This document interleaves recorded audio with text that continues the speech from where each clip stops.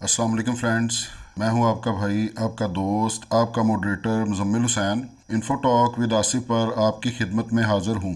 आज हम MACD यानी मूविंग एवरेज कन्वर्जन डाइवर्जन यानी कि MACD इंडिकेटर के मुतल्लक स्टडी करेंगे। इसे बेसिक से और मुख्तलिफ हिस्सों में समझने की कोशिश करेंगे ताकि बिगनर्स को भी इसका बेहतरीन तरीका इस्तेमाल समझ आ सके। MACD एक ऐसा इंडिकेटर है जो सक्सेसफुल ट्रेडर्स हैं वो इससे बड़े अच्छे रिजल्ट्स लेते हैं। वो तो हम भी कोशिश करते हैं इसको समझने की कि ये इंडिकेटर क्या है, इसकी सेटिंग्स क्या हैं और इसके अंदर क्या क्या चीज़ें इस्तेमाल हुई हैं। जैसे कि मूविंग एवरेज का लफ्ज़ ही इस्तेमाल होते ही हमें समझ आ गया कि इसके अंदर मूविंग एवरेजेस इस्तेमाल हुई हैं। इसको हम समझने की कोशिश करते हैं कि ये इंडिकेटर कैसे काम करता है और इसके अंदर कौन कौन सी मूविंग एवरेज का कम्बिनेशन बनाने के बाद ये इंडिकेटर मुतारफ़ करवाया गया। हम इंडिकेटर की सेटिंग में जाते हैं तो हमें सबसे पहले ऊपर हिस्टोग्राम है, MACD है, सिग्नल लाइन है, ज़ीरो लाइन है। जब MACD की बात कर रहे हैं तो सबसे पहले हम MACD लाइन को देखते हैं कि MACD लाइन क्या है। ये हमारी MACD लाइन है। अब MACD लाइन की सेटिंग क्या है? MACD लाइन की सेटिंग में EMA, इसके अंदर एक्सपोनेंशियल मूविंग एवरेजेस इस्तेमाल होती हैं। MACD की जो लाइन है वो EMA 12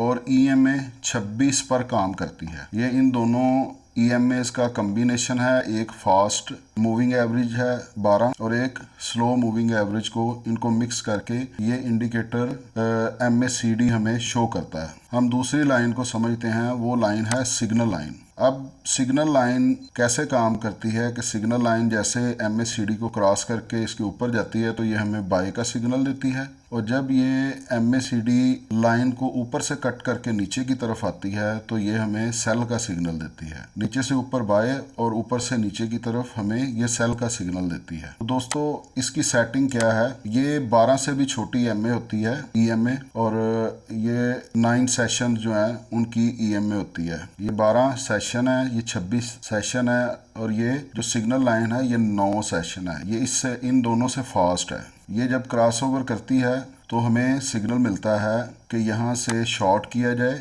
ऊपर से क्रॉसिंग हुई नीचे की तरफ MACD को, तो यहाँ से शॉर्ट किया जाए, और जब ये नीचे से ऊपर की तरफ क्रॉस करेगी तो ये हमें बाय का सिग्नल देगी। अब इसकी सेटिंग में जो बहुत अहम एरिया है वो है ज़ीरो लाइन। ज़ीरो लाइन वो लाइन है कि जिस लाइन के ऊपर वाला हिस्सा जब MACD और ये हमारी जो सिग्नल लाइन है ये जब क्रॉस करके इसके ऊपर निकलती है तो इस एरिया को बुलिश एरिया कहा जाता है। ज़ीरो लाइन से ऊपर बुलिश एरिया है और ज़ीरो से नीचे बेरिश एरिया है। MACD लाइन ज़ीरो लाइन से ऊपर होगी तो मार्केट बुलिश होगी, और जब MACD लाइन ज़ीरो से नीचे होगी तो उस वक्त मार्केट बेरिश होगी। अब इसके अंदर तीसरी चीज़ है हिस्टोग्राम। हिस्टोग्राम भी इन्हीं मूविंग एवरेजेस पे काम करता है, 26, 12 और 9। ये इन्हीं कैलकुलेशंस पे काम करता है। इसके अंदर मार्केट के अंदर हमें जैसे वॉल्यूम इंडिकेटर के अंदर हमें कैंडल्स नज़र आती हैं, इसी तरह इसके अंदर भी हमें कैंडल्स नज़र आती हैं। लेकिन इसका फ़र्क ये होता है कि ग्रीन कैंडल्स हमें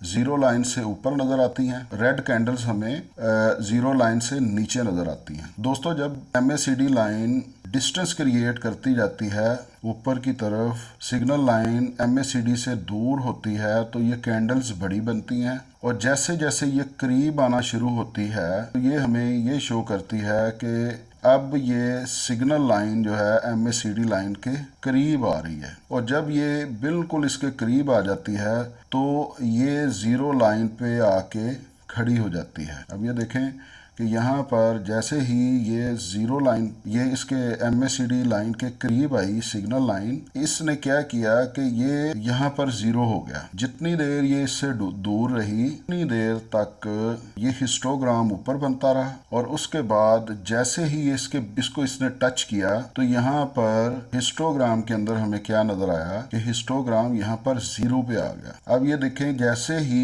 ये सिग्नल लाइन यानी कि EMA9 हमारी इससे नीचे रही, MACD लाइन से नीचे रही, तो हमारा ये जो हिस्टोग्राम था ये इसके नीचे बनता गया, और जितना बड़ा इसने फासला पैदा किया इन दोनों लाइनों के दरमियान, हिस्टोग्राम उतना बड़ा बना। और जैसे जैसे हमारी ये जो सिग्नल लाइन है ये MACD लाइन के करीब होती गई, वैसे वैसे ये हिस्टोग्राम जो है इसका सफ़र ज़ीरो की तरफ शुरू हो गया। यहाँ पर जैसे ही इसने इसको टच किया, लाइन ने जैसे ही टच किया और क्रॉस कर दिया, उसके बाद क्या हुआ कि आपने देखा कि हिस्टोग्राम ऊपर की तरफ बनना शुरू हो गया। तो दोस्तों ये MACD को रीड करने का तरीका है। इंशाल्लाह इसके मुतल्लक जो ट्रेड लेने का तरीका है और किन किन वजूहात को सामने रखते हुए हम इन पर ट्रेड कर सकते हैं, इसको इंशाल्लाह हम नेक्स्ट वीडियो के अंदर हम समझेंगे, और इंशाल्लाह उसके अंदर